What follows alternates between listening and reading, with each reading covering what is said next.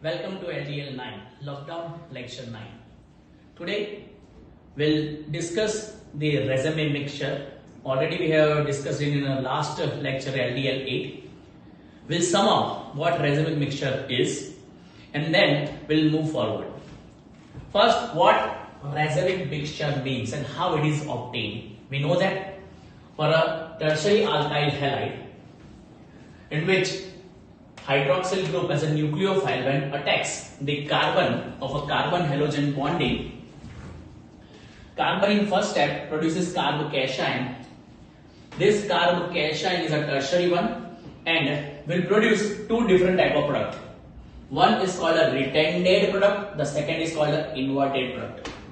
In a retended product, through retention process, OH group will substitute halogen from the same side, and that's why retended product is obtained.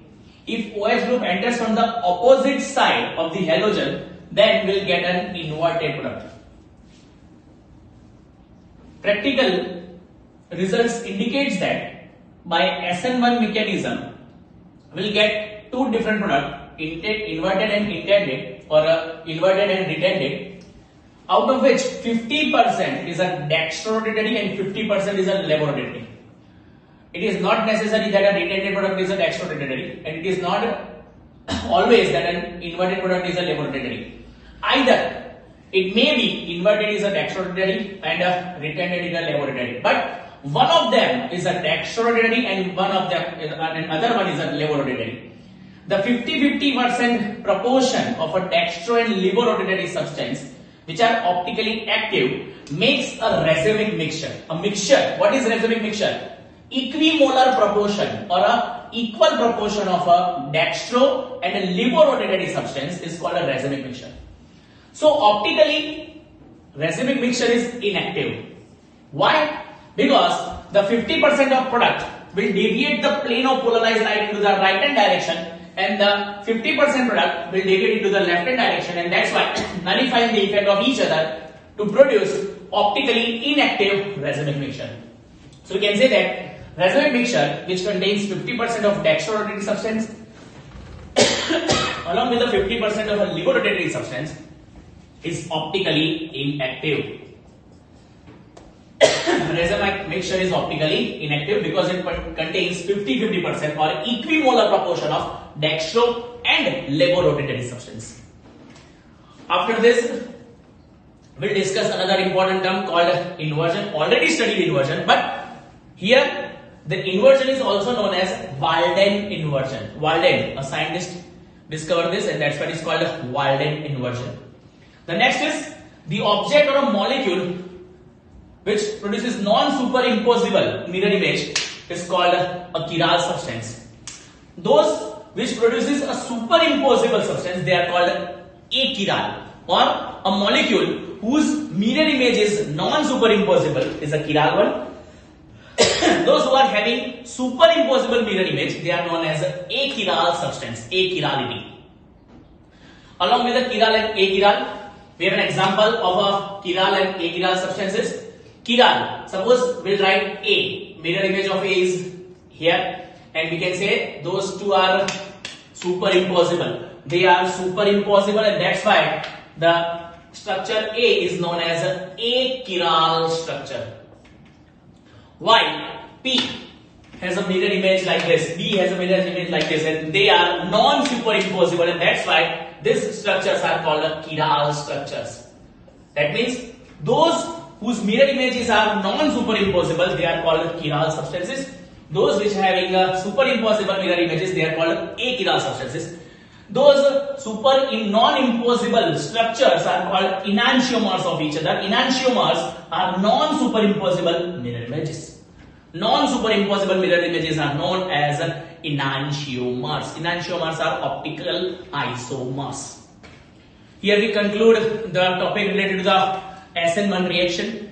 Already studied that a chemical reaction of haloalkanes and haloarenes can be classified into three categories. Number one, nucleophilic reaction. We have completed nucleophilic reaction through this many of lectures.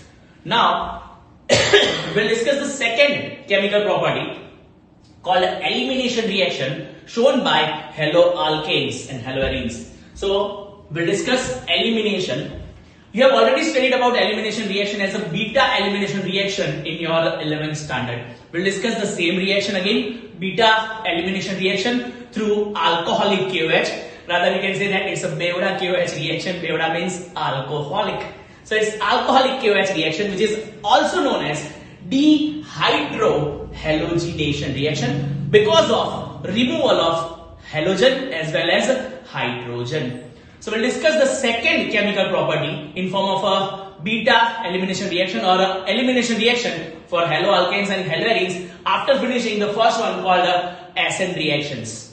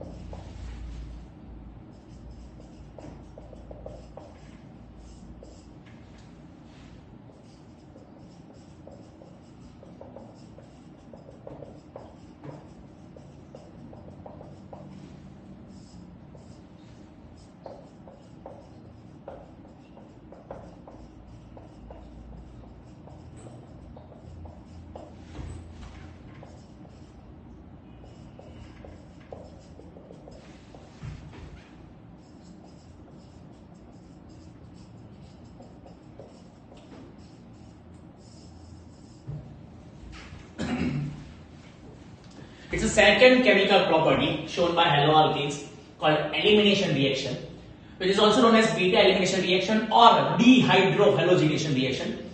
In today's lecture, we'll discuss the dehydrohalogenation reaction with Stainszeff rule, additional rule which is not there in 11th standard, but today we'll discuss the Stainszeff rule in a dehydrohalogenation reaction. First, suppose we are having chloroethane. When this chloroethane reacting with alcoholic KOH called Bevda KOH, alcoholic KOH, the carbon containing halogen is known as alpha carbon and the adjacent carbon to the alpha carbon is called a beta carbon. From alcoholic KOH, the alpha carbon releases halogen and beta carbon will release hydrogen.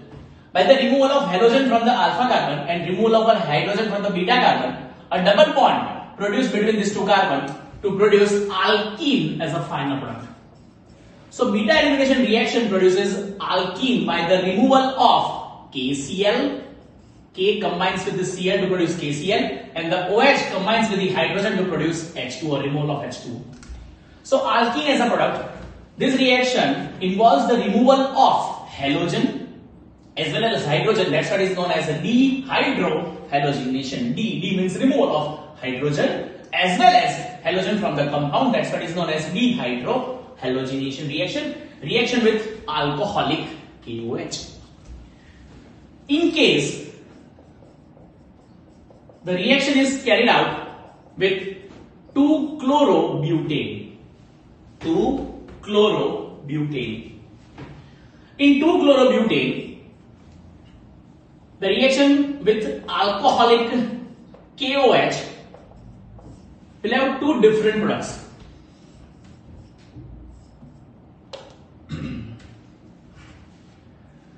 The carbon containing halogen is known as alpha carbon and adjacent carbons are called beta carbons. Here we have two beta carbons which can remove hydrogen or which can donate hydrogen. From alpha carbon will remove halogen and from beta carbon will remove hydrogen. To differentiate between these two carbon, we'll consider this carbon as a beta dash and this carbon as a beta carbon. Suppose we'll remove halogen from the the alpha carbon and hydrogen from this beta carbon, from the first carbon, the products to obtain is CH3, CH2 as it is, because we are not removing hydrogen from this carbon. This time we are removing hydrogen from this beta carbon.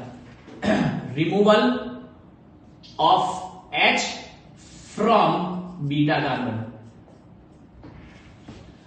Halogen removed from the alpha carbon to produce CH, and hydrogen from here, halogen from here releases a double bond created between these two carbon to produce double bond CH2 called but1-ene as a product.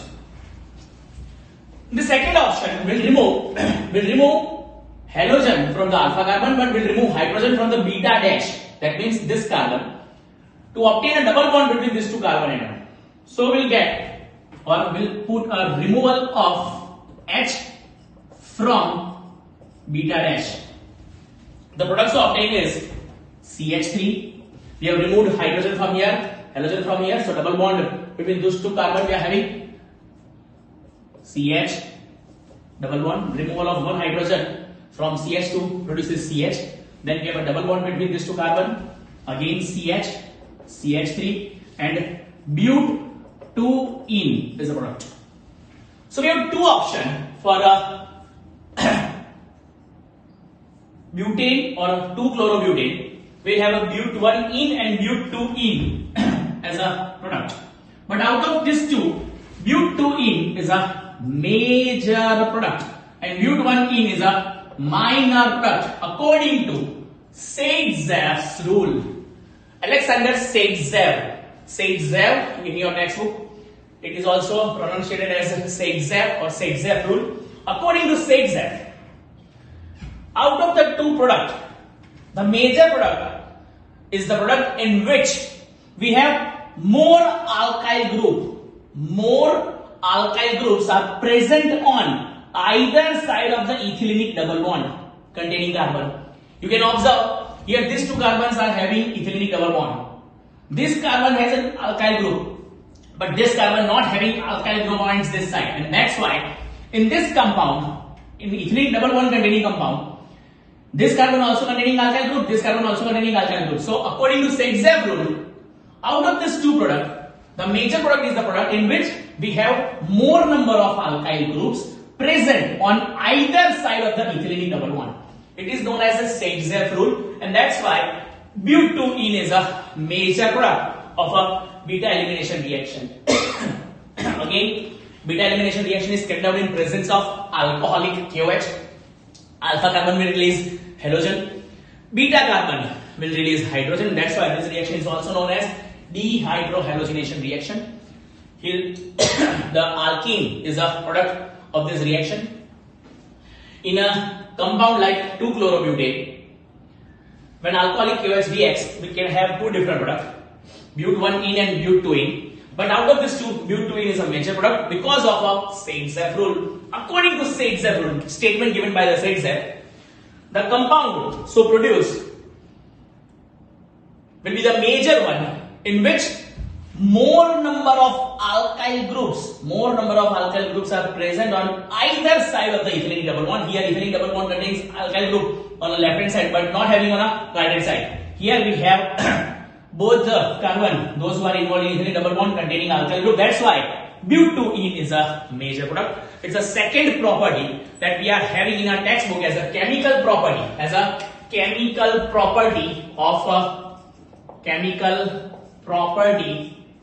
of haloalkane. The first one called nucleophilic reaction. The second one is elimination reaction. In elimination reaction, we have an important rule called Zaitsev rule. So here we conclude the second property in form of a elimination reaction called beta elimination reaction for haloalkanes and haloarenes. The third property remains as a reaction of haloalkanes and haloarenes with metal. We'll discuss it in a next lecture. For today, it's enough. It's LDL 9 for you.